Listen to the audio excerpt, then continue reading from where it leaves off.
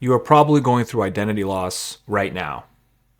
There's a story you've lived by for a very long time, and you've now come to a crossroads where you no longer feel you want to live that story anymore.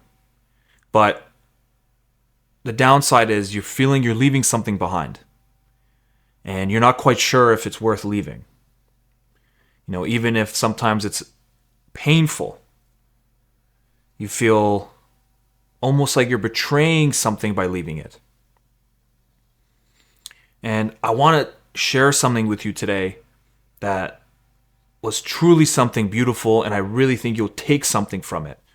I just had a coaching call with one of my clients, and I my main coaching is about integration, unpacking things within our shadow and our history and our stories, and then grounding it in practical strategies that are going to help us move forward in our life, rebuild purpose, rediscover who we are. And we've been at it now for about 6 months. I really wish you guys can know this individual when he first came to me. So when this individual came, he was anxious, stressed. He was a young man, I believe he's 24 or 25 years old. And he's always had a hard time with, like most of us, the shadows in his life, the areas of himself that he feels shamed for. And he doesn't want to really contend with, but he's never really let it get to a point where it's repression, where he no longer is aware of it. He is actively suppressing particular emotions to avoid the conflict. And that's another thing about him. He's been conflict avoidant for most of his life, almost his entire life. And when he came to me, we had to go through, the basic foundations of rebuilding structure, rebuilding purpose. And that comes with understanding your daily practices, understanding your 6-month targets, your 3-year visions, all the things we typically have come to know when it comes to self-help. But where I come into play is I also have to mix and integrate the spiritual aspect, the unconscious aspect, where I feel that all 3 channels need to be aligned. Your past, which is your shadow, the present, which is obviously today, and then the future, which is your vision for your life. And all of them were sort of out of whack. But the one thing he had was he had a very analytical mind. He was able to process what was going on. He just wasn't really able to feel what was going on. And 6 months later, the old story he lived by, the story that he is ashamed of what he looks like, or what he used to look like. He said he used to be overweight, and he lost around 50 pounds, but he still feels like he was that boy, that individual that was overweight and mocked and ridiculed. He lost the weight, but he still felt that story was gripping him. He was conflict avoidant, which then stacked over time. As he kept avoiding conflict, his weakness and his cowardice started to compound more and more. And then finally, he didn't really have a vision for the future. He didn't really feel like there was any direction he can go. He was essentially split from his soul. He fully inhabited up in the realm of the ego. And so after 6 months of tackling, putting things together, and I'm a big believer in micro to macro, small changes lead to big changes. Today, literally today, when we reviewed everything, he has a girlfriend now. He is, for him, accomplishing things like getting his driver's license, finishing the driving tests, and now he's actually going to go and go on the road and see if he can pass and finally get his license to drive. He's able to confront areas of his life. So he works in fitness, and he was always having a very difficult time with confrontation with the staff and with the customers. And he said he's been regularly confronting and challenging them, and he feels braver for it. And so as that's compounding, you can start to imagine his demeanor is changing. His demeanor started to shift from hunched and rolled and averting eye contact to standing a little more round-chested, not arrogantly, but more in an integrated posture. He was able to look people in the eye more, and that was part of the challenges that we actually had that I put for him. We laid out his vision for the future, and he was able to see it and feel it and get excited for it. He started to abandon the old narrative. And how we started to really see that the old narrative he lived by was starting to die was through his dreams. He was having profound dreams, and I have them all written down right here on this notepad as he would tell me. And I'll just share one of them. He said he had a dream about a week ago that he was in a forest and he was lost, but he wasn't concerned that he was lost. He wasn't worried about it. And it was during the day, and he also noticed his father far into the distance. And his father didn't notice he was there, and his dad was just sort of walking away in a different direction. And he said, okay, well, I'm going to head towards my dad, I guess, because, I'm lost in the forest. I might as well find him and go after him. But he said he wasn't chasing it. He wasn't anxious about it. He just was heading in that direction. And he said, as he was heading in that direction, his dad turned from just a blink of his eye into a buck.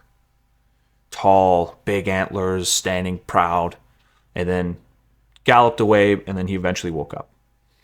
Dreams can be interpreted in many ways, and that was just one of the three main dreams that he said were very notable that he had to write down. That was also part of the exercise that I was giving him.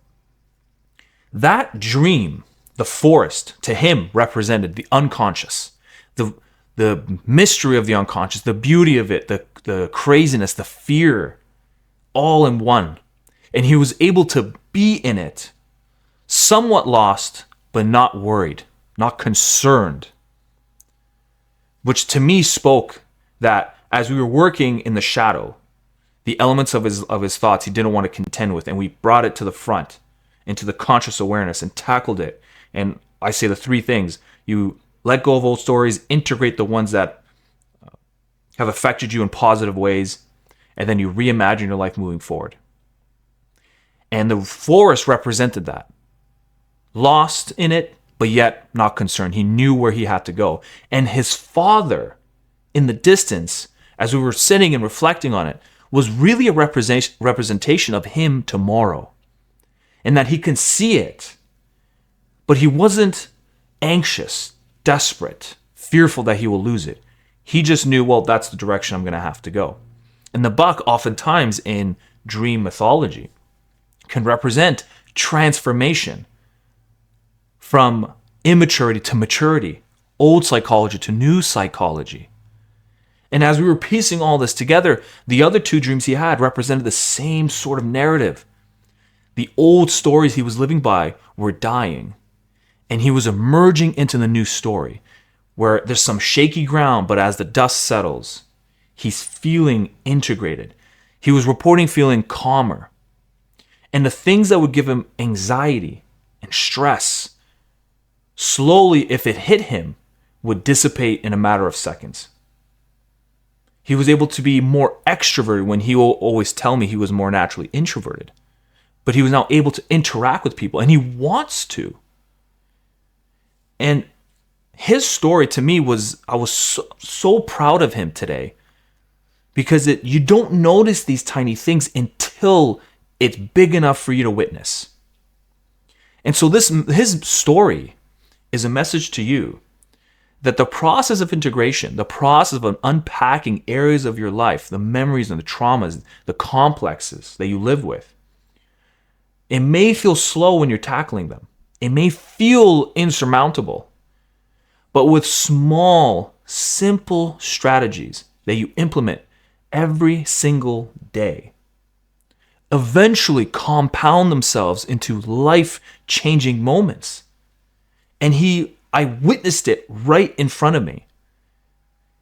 You can literally feel the light within. Like, he felt this sense of energy that came from nowhere. And he was also in a spiritual transition. He was saying something beautiful. He finally, for the first time, felt lots of energy that came to him, but he also didn't know if it was manufactured within himself or if it was also influenced from a foreign, the alien, God, or a universe. He didn't know. And that was this is now the next evolution of his journey. The wrestle with God, the wrestle with the universe, to know what that even means to him. And I'm under the firm I'm always open to having my mind change, but I'm under the firm belief that the first purpose to life is integration. Unpack areas of your thoughts that you do not want to contend with, the traumas and the pains. You contend with it, bring it to the forefront. And for the masculine, you tackle these things in the 4 main archetypal energies: the king, the warrior, the sage, and the lover. You use all of them. All of them have a place to be. And you inwardly go, you tackle the inward stories and the traumas with curiosity, adventure, love, compassion, and a firm hand, with no timeline. You stay consistent day after day. I have a whole bunch of strategies that we can actually map out and make this into reality. And as time goes on, your old stories will fade, and you'll either see them in real life, you'll see them in dream interpretations, you will see them in your actions, in your vitality. And when that transition happens, your new life will begin. And so essentially what he was going through was the death of his ego, the death of what he was. And now evolving into the new, where the soul is coming along for the ride once again. And it was absolutely beautiful to see. And it's so hard to convey through this camera, because you'd had to have known him and seen him before and seen the transition. But all of this happened in just a matter of 6 months.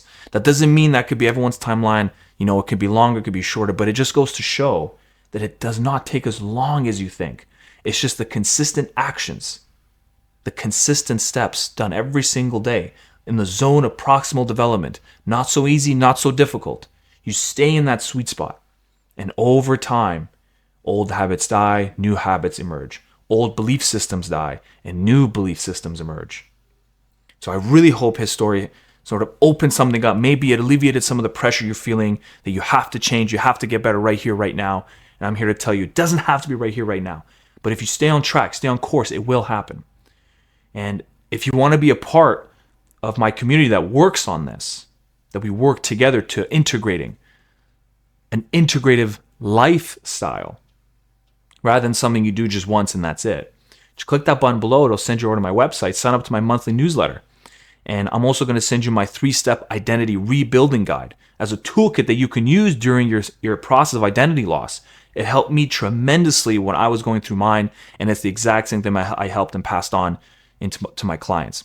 And then, of course, every single month I send out information regarding my Rule of 3 to help you rebuild purpose, rediscover who you truly are, and then move towards an ego-soul integrated lifestyle.